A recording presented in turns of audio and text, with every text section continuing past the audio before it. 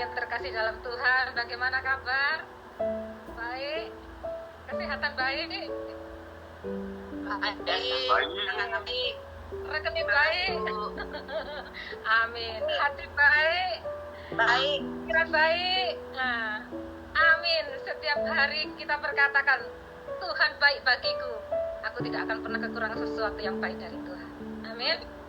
Puji Tuhan, hari ini judul firman Tuhan adalah saling memandang.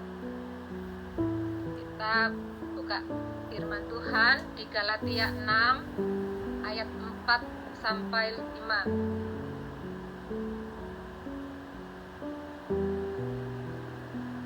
Ya, saya baca. Galatia 6 ayat 4 sampai 5. Baiklah, tiap-tiap orang menguji pekerjaannya sendiri, maka ia boleh bermegah melihat keadaannya sendiri dan bukan melihat keadaan orang lain. Sebab tiap-tiap orang akan memikul tanggungannya sendiri. Jadi, saudaraku, saling memandang. Saling memandang ini kalau bahasa daerahnya adalah sawang sinawang. Memandang dan dipandang. Saya memandang dan saya dipandang. Nah, begitu namanya sawang sinawang. Tetapi kalau sawang sinawang ini biasanya diartikan dengan sesuatu yang berlebihan, indah, luar biasa. Misalnya, oh orang itu ya, oh Tuhan berkati luar biasa. Oh orang itu ya hebat, dipakai Tuhan luar biasa. Oh orang itu ya keluarganya bagus, baik, luar biasa. Nah itu kita memandang dia. Dalam suratnya kepada jemaat di Galilea, Paulus mengajak umatnya supaya umatnya itu tidak saling membanding-bandingkan, mengingat bahwa Tuhan itu memberikan berkat, tugas, dan tanggung jawab yang berbeda kepada kita masing-masing, sesuai dengan kapasitas. Seperti ayat tadi dibilang, bahwa tiap-tiap orang itu akan memikul tanggungannya sendiri. Jadi apa yang saudara pikul belum tentu saya pikul, dan apapun yang saya pikul belum tentu saudara juga merasakan untuk memikulnya, karena masing-masing orang punya kapasitasnya sendiri, punya tanggungannya sendiri. Nah, jadi hidup kita ini adalah hidup ini dikatakan satu paket dengan ada susahnya, ada senangnya, ada happy-nya, ada galaunya, ada pusingnya, ada happy-nya. Nah, wajah-wajah yang gembira hari ini saya lihat luar biasa, sukacita dalam Tuhan. Saya bersyukur itu adalah satu paket. Hari ini sebentar sukacita, nanti siang ya ada kerikil-kerikil sedikit, ya itu sudah biasa. Kemudian sukacita lagi dan seterusnya. Itu adalah memang bagian dari kehidupan. Kalau kita ini melihat terus maksudnya kelihatan orang itu kok kelihatan beruntung sekali. Nah, karena kita tidak tahu apa yang terjadi kepada orang itu, kita taunya kan cuma cuplikan secuil aja. Kita nggak lihat 100%. 24 jam kita nggak bisa lihat. Contoh misalnya, kalau kita kumpul, kita kan foto-foto bersama, misalnya foto-foto, gitu kan. 1, 2, 3, saudaraku pasti, biar bapak, biar ibu, pria wanita, pasti memberikan senyum yang terbaik. Karena apa? Di foto saja kemas, walaupun ada masalah, paling setidaknya berusaha senyum. Ada yang cheers, ada yang apa. Itu mengungkapkan sukacita, supaya nanti kalau foto itu kelihatan dilihat orang, kita nggak kelihatan suntuk, kita nggak kelihatan kacau pikiran, kita nggak kelihatan galau, jadi kelihatan enak dipandang, sedap dilihat. Nah, seperti itu. Padahal kita nggak tahu, mungkin dia tadi pagi itu mungkin mobilnya habis nyenggol gerobak, atau apa tadi jalan kepreset sedikit atau apa, kita kan nggak tahu. Kita taunya dia tersenyum pada waktu itu. 1, 2, 3, cheers, ceklik. Nah, ya gitu ya kan saudara. Jadi kalau kita memandang, orang itu kok hebat ya, orang itu kok luar biasa, sudah kaya, sukses, diberkati Tuhan, oh hidupnya kok luar biasa. Sementara dia mungkin memandang kita gini, orang itu loh ya, walaupun sederhana, tapi hidupnya itu kelihatan seru, kelihatan enjoy, kelihatan bahagia. Nah, jadi saya memandang dia, dia memandang saya, memandang kita.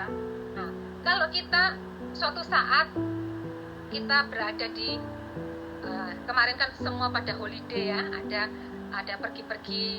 Ketika kita misalnya di suatu puncak gunung ya, pada waktu malam hari kita melihat di bawah lampu-lampu kota itu begitu indahnya.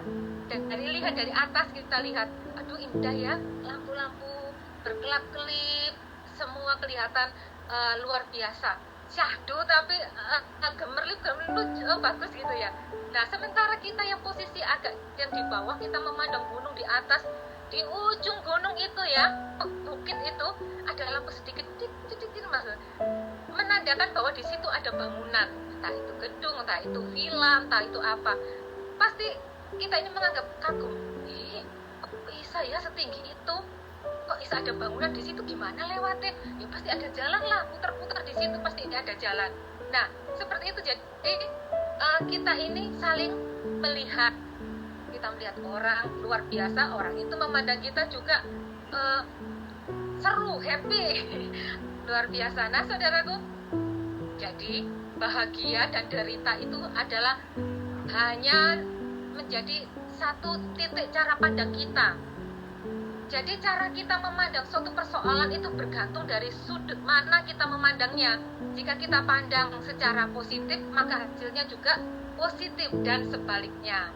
Nah, ini ada suatu ilustrasi dan ini sangat memberkati saya.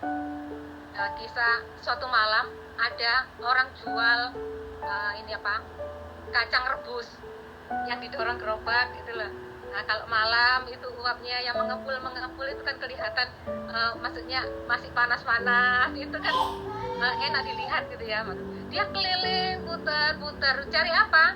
Cari pembeli lah, putar-putar, jalan sana, jalan sini. Nah, waktu itu kebetulan itu sepi, kok gak ada orang, dia sudah jalan jauh, berdiri capek. Akhirnya dia memutuskan untuk berhenti di satu tempat. Kemudian ya, daripada saya menunggu jalan-jalan keliling gak ada hasil, sepi, saya tak tunggu di sini aja. Karena dia bengong, akhirnya dia ambil bangku panjangnya untuk duduk. Pertama duduk, terus habis itu kok duduk, lama-lama dia akhirnya rebahan sambil lihat apa yang ada di depannya. Kebetulan di depannya itu ada rumah besar, rumah megah, rumah indah yang luar biasa. Dia bukan tidur ya, masih rebah-rebahan. Terus dia pandang, dilihat, rumah itu besarnya. Kalau kita ini melihat rumah yang besar, kadang-kadang gak seluruhnya ya, terbersit gini, usaha apa ya orang itu, kerja apa ya, kok bisa punya rumah sebesar itu, ada satpamnya lagi, aduh besar sekali. Itu pasti. Nah, ini orang jual kacang rebus ini juga berbisik dalam hatinya, berkata dalam hatinya, aduh rumah kok sebesar itu, pasti kamar tidurnya itu besar, kasurnya besar, terus sejuk karena ada AC-nya, nyaman. Tempat tidurnya pasti luas lebar, gak seperti aku sekarang tidur di bangku kan. Di bangku itu lebarnya berapa sih? Paling setengah meter, 50 cm. Nah, kalau orang tidur di tempat tidur yang lebar, pasti dia gak takut jatuh, tidurnya itu nyaman, itu glundang. Lah kalau dia tukang kacang ini, dia akan tidur, aku harus tetap konsentrasi. Kalau nggak konsentrasi, baru ya gini mungkin pengen langsung blok, kan bisa jatuh tuh di tanah. Nah, jadi dia walaupun rebahan, tapi dia harus tetap konsen dengan posisinya, dengan keberadaannya. Jadi harus tetap konsen. Nah, dengan memandang gitu, aduh alangkah senengnya kalau saya tidur di kamarnya itu. Saya pasti saat tidurnya nggak ada nyamuk. Nah, di situ paling ceplak gitu ya. Nah, lama-lama dia memandang satu rumah dengan fokusnya, dengan konsentrasinya, lama-lama tertidur. pasti mimpinya juga itu mimpi, aduh kalau andai kan tinggal di rumah besar, kamarnya sejuk, nggak ada nyamuk, kan pasti seneng. Nah, tidur. Saudara tahu apa yang terjadi di rumah seberang yang tukang kacang ini, dia mangkal di situ? Itu adalah rumah seorang pengusaha, entah pengusaha apa. Kebetulan hari itu dia itu galau, nggak bisa tidur. Dia itu banyak pikiran, mondar-mandir sana sini. Ya sesuai firman inilah, bahwa setiap orang itu punya tanggungannya, memikul tanggungannya sendiri. Yang ayat 5 tadi, bahwa setiap orang itu memikul tanggungannya sendiri. Jadi penjual kacang itu tidak memikul apa yang menjadi tanggung jawab dari seorang pengusaha yang kayak di seberang dia mangkal itu. Akhirnya dia gimana ya, pikiran banyak, hati gak tenang, banyak urusan yang belum selesai. Bagaimana ini aku harus menyelesaikan ini numpuk banyak. Nah, karena dia nggak bisa tidur, akhirnya dia duduk di balkon, sekalian sama ya cari inspirasi atau menenangkan hati pikiran, gimana caranya supaya saya hari ini, malam ini bisa tidur dengan hati yang tenang, dengan rileks. Bukankah semua sudah ada, apalagi yang kurang? Kan nggak kurang, tapi nyatanya dia nggak bisa tidur gitu. Terus kemudian dia dari balkonnya dia memandang ke depan. Mungkin dia lihat nih pagarnya gini. Nah, matanya tertuju kepada orang jual kacang rebus tadi itu. Langsung dia bergumam dalam hati, oh enak ya orang itu, kok bisa itu loh, dia tidur dengan nyenyak kayak gitu, walaupun dia tidur di bangku yang lebarnya cuma setengah meter. Nah, kok bisa gitu, enak ya. Dia lo nggak kepikiran apa-apa, nggak takut kalau gerobak kacangnya itu nanti dirampok sama orang, dibawa pergi gerobaknya. Ya jadi kayak gitu ya. Oh, tidur sok dengan nyenyak, nggak kepikiran apa-apa. Akhirnya dia itu merasa, iya ya, banyak pikiran, tapi sudahlah, kesusahan sehari cukup untuk sehari. Besok ya besok, hari ini ya hari ini. Ya sudah, saya mau tidur dengan tenang, dengan tentram, dengan nyaman. Saya terinspirasi lihat orang itu. Akhirnya dia langsung turun dengan mengambil uang beberapa juta gitu ya. Karena sebagai apa? Sebagai ucapan syukur, aku lihat orang itu terinspirasi loh. Aku gak bisa tidur gara-gara orang lihat penjual kacang itu, aku jadi bisa tidur. Kemudian dia turun ke bawah. Kemudian dia samperin penjual tukang kacang itu. Pak, bangun Pak. Aduh, tidurnya nyaman sekali, ngeces lagi. Jadi, aduh, ini tidur kok nyaman sekali. Kemudian dibangunin. Mau beli kacang Pak? Oh enggak, saya hanya memberi kamu berkat. Jadi dia itu nyawanya belum ngumpul, tapi dia lihat ini benar enggak ya, di hadapan dia ada orang yang bawa berkat dengan jumlah yang agak besar, dengan dimasukkan di dalam amplop gitu ya. Dia kelihatan kalau tebel ini isinya banyak toh. Kemudian, oh puji Tuhan, dalam hati, terima kasih, aku sudah diberi kejutan dengan berupa uang tunai itu ya. Kemudian penjual kacang ini masih dengan masih terkagum-kagum atau terbengong-bengong, termangu-mangu. Kok bisa tiba-tiba dia disamperin orang yang memberinya uang. Kemudian, sudahlah, aku gak mudeng. Orang itu bilang, terima kasih Pak, saya sudah mendapat inspirasi setelah saya lihat Bapak. Karena orang ini gak ngerti, gak mudeng. Oh iya, terima kasih. Orang itu akhirnya pulang. Orang kaya ini pulang dan tidur dengan nyenyak karena dia merasa aku sudah mendapat jawaban hari ini. Nah, sementara yang tukang kacang ini kan sudah bawa uang tuh banyak. Sekarang kembali ke dia yang nggak bisa tidur karena bingung naruh uangnya ini di mana. Mau taruh di gerobak, nanti gerobaknya takut didorong orang. Mau taruh di saku, dia nggak punya saku. Kalau ditaruh di saku celana, mungkin takutnya nanti dia dirampok atau dirampok orang. Jadi sekarang ganti tukang kacang ini yang gak bisa tidur. Itulah saudaraku, di mana hartamu berada, disitulah hatimu berada. Demikian juga yang dialami oleh orang ini. Jadi saudaraku, di dalam kehidupan ini kadang kita melihat apa yang nampaknya baik. Jadi kita jangan keburu-buru ambil kesimpulan. Tetapi orang yang biasanya memandang orang lain itu kok bagus, memandang terlalu fokus dengan kelebihan orang lain, dengan kelimpahan orang lain, akhirnya kita ini tidak bisa mensyukuri apa yang ada, yang kita miliki, karena kita fokusnya apa? Dia kok punya itu, saya kok gak punya. Dia punya barang ini, saya kok gak punya. Dia bisa holiday ke luar negeri, saya kok gak bisa. Dia bisa jalan dengan teman-temannya, saya kok tidak. Itu artinya kita ini saling memandang dengan kacamata kita. Padahal saudaraku, kalau saudara boleh tahu, banyak, tidak semua, banyak orang yang sudah jalan-jalan keliling dunia, ganti di Asia, di Eropa, dan sebagainya.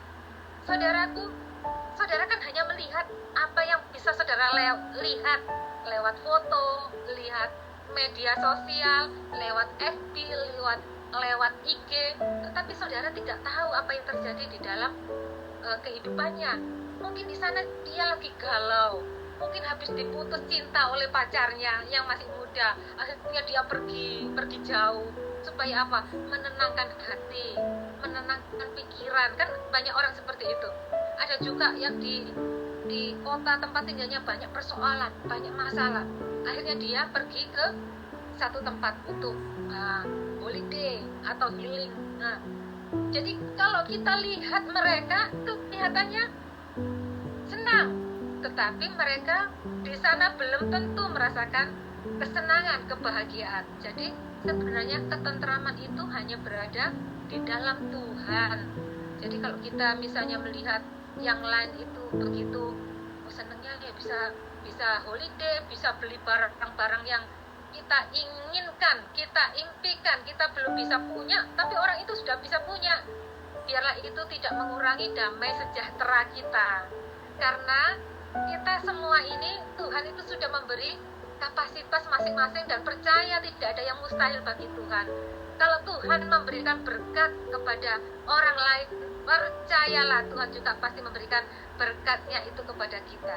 Bukankah kita memiliki Allah yang besar, Allah yang luar biasa? Jadi supaya kita ini tidak terganggu melihat kebahagiaan orang lain. Nah, ada kapan hari saya pernah berjalan-jalan dengan teman-teman itu ke Bali, saudaraku ya. Kita ada 3 mobil bareng-bareng. 3 mobil bareng-bareng, kemudian sudah nyampe di sana, sudah nyampe di hotel, dan esok harinya kita pergi dengan rame-rame lagi bertiga, mobil 3 ini. Nah, begitu selesai di tempat wisata, kan kembali ke hotel. Jadi 2 mobil ini kembali duluan ke hotel, yang penting kita nanti ketemu di hotel. Nah, rombongan saya yang ada di satu mobil ini kurang lebih 6 orang.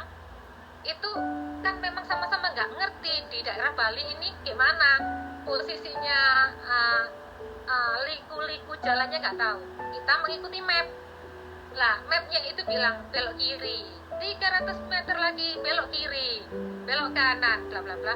Akhirnya saudara tahu, kita itu sok terjerumus dimasuk seperti hutan loh. Bukan hutan, apa namanya itu, kayak daerah itu bukan hutan ya. Ada daerah pemukiman kayak di desa, yang desa pelosok gitu loh. Jadi satu daerah ada rumah sedikit dan jalannya itu pas satu mobil. Kalau kita mobil papasan nggak bisa. Bisa masuk sampai sini gimana?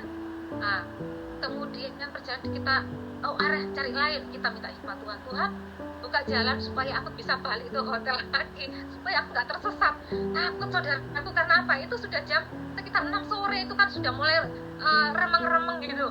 Lah kalau kita tersesat, nggak ada yang kena, kiri kanan nggak ada rumah pun rumah 1-2 dan kelihatannya kosong tanpa penghuni. Ya kepada siapa kita tanya? Nah, kemudian puji Tuhan akhirnya nggak lama kemudian, 10 menit kemudian, dengan kegundahan hati kita, ketemulah kita di jalan yang besar. Nah, kemudian kita lewat jalan itu normal, dan kita jangan lupa foto-foto dulu. Fotonya apa? Pasti gembira, lompat 1, 2, 3 lompat misalnya. Nah, padahal orang lain mereka kan nggak tahu.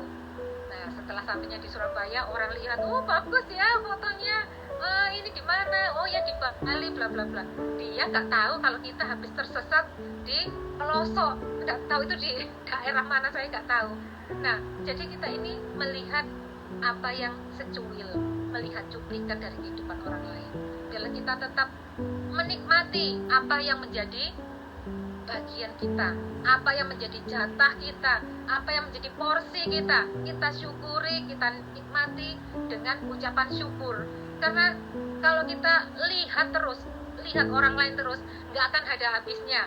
Ini apa ini bajunya kok bermerek dari luar, bukan sekedar luar kota, luar negeri, luar angkasa. Nah, lihat kayak gitu, aduh aku pengen seperti itu, pengen seperti ini. Sudahlah, kita tetap damai, sejahtera, tentram bersama Tuhan. Sudah, kita jangan membanding-bandingkan posisi orang lain, keberadaan orang lain, milik orang lain.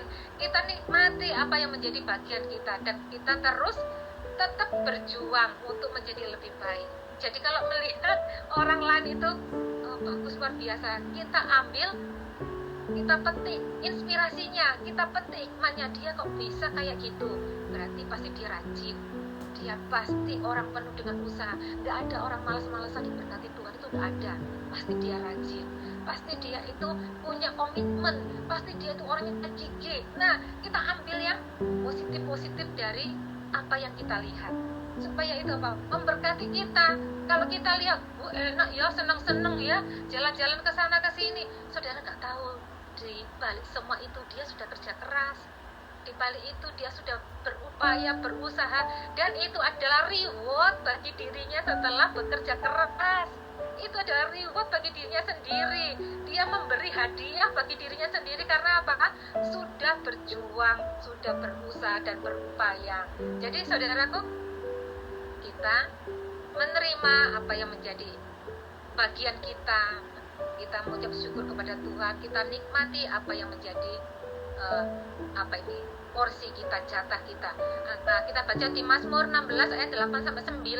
Ini intinya saja, bahwa kita ini harus memandang kepada Tuhan. Pandang saja Tuhan, maka kita tidak akan goyah. Gak goyah apa? Gak goyah imannya, gak goyah pengharapannya, gak goyah semangatnya. Nah, kita akan bisa bersorak-sorai, kita akan bersuka cita. Ini Mazmur bagus ini ya, Mazmur 16 ayat 8-9. Supaya ini kalau kita ini banyak ya pasangan di dalam keluarga, istri atau suami salah satu misalnya lihat temannya, lihat tetangganya, lihat ini punya barang banyak, akhirnya dia ganggu suaminya. Itu lupa beli ini, itu lupa beli itu, aku beli ini. Ya suami tuh diem aja, senyum aja, gak apa-apa. Tapi lama-lama ya kan terganggu saudaraku. Kalau diganggu terus, itu loh, gak habis-habis itu loh. Ya, jadi kita ini dikatakan di Mazmur ini, kita tidak goyah dengan apa yang kita lihat. Kita tidak goyah iman pengharapan kita. Nanti takutnya suami akhirnya ngawur, dia tidak bisa memberikan seperti itu, akhirnya pakai jalan pintas. Itu yang tidak dibenarkan. Jadi dalam Mazmur ini dikatakan bahwa jiwa kita ini akan bersorak-sorai, tubuh kita akan diam dengan tentram. Bukankah ini yang diharapkan setiap kita, baik yang sudah percaya dalam Tuhan maupun yang belum percaya pada Tuhan, bahwa hidup damai, sejahtera, ada ketentraman, ada ketenangan. Itulah yang dicari orang. Ngapain kita pergi jauh-jauh sampai ke gunung, ke pantai, ke bukit, ke luar negeri, kemana? Apa? Cari damai. Ke gunung tinggiku naik, mencari damai. Ke lembah curamku turun. Apa yang dicari? Damai. Tapi damai akhirnya aku dapatkan hanya di dalam Kristus Tuhan. Seperti Mazmur ini katakan bahwa tubuh kita ini akan diam dengan tentram dalam hadirat Tuhan. Amin saudara-saudara, biarlah hidup kita bisa menjadi inspirasi bagi orang lain, dan kita juga bisa mengambil inspirasi dari orang lain. Misalnya ambil positifnya, buang negatifnya. Kita pasti bisa melihat sisi positif dari seseorang. Sejelek-jeleknya orang itu pasti kita bisa ambil ada positifnya, ada hikmahnya, bisa kita ambil, kita contoh, kita teladani. Amin saudaraku, amin. Kiranya cukup sekian firman Tuhan. Mari kita tunduk kepala, kita berdoa. Bapa, terima kasih buat firman Tuhan. Pagi hari ini kami percaya hidup kami di dalam tangan Tuhan, dan bersama Tuhan kami akan sukacita, kami tidak akan goyah, hati kami akan bersorak-sorai, jiwa kami akan bersukacita, tubuh kami akan tentram, diam dalam hadirat Tuhan. Ada damai sejahtera, ada sukacita. Terima kasih Tuhan, kami akan menyambut hari ini penuh dengan ucapan syukur, karena kami percaya Tuhan bersama dengan kami, dan hidup kami ada di dalam tangan Tuhan.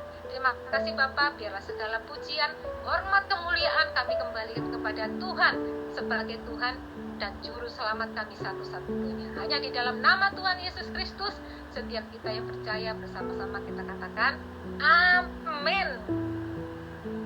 Terima kasih. Kami serahkan kepada Pak Nando atau Pak Stefanus. Tuhan memberkati.